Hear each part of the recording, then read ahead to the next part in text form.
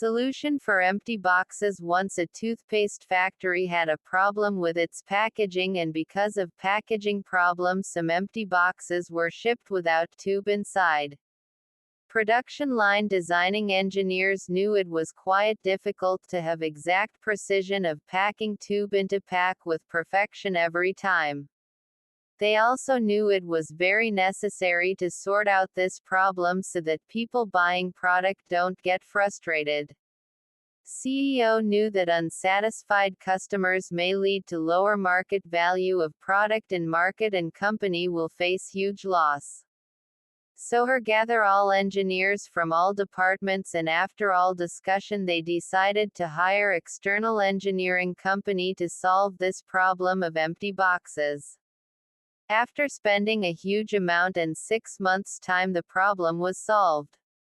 A high-tech precision scale was installed on production line. Once the boxes are filled with tube, then it would be sent on that precision scale and would sound a bell and flashlight whenever a box weighted less than required weight. Process was like whenever scale rang bell because of empty box, then line would stop and someone had to go over there and move the defective box off the line and then press start button to restart the line. Few days after installing that precision scale, CEO decided to take a look on how it was going, as he wanted to know if it was good enough. Scale was working fine and it was detecting empty boxes perfectly, and now even market share were gaining. After some time again, when he reviewed about working of production line, he found out that number of defected boxes picked by that scale were 0.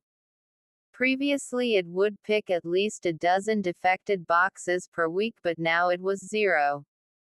He thought that there must be some mistake with report. He filed a report for bug in that scale and asked engineers to check.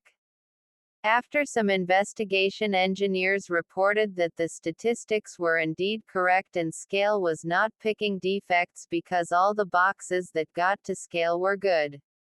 Perplexed, CEO went to factory and walked to part of production line where scale was installed.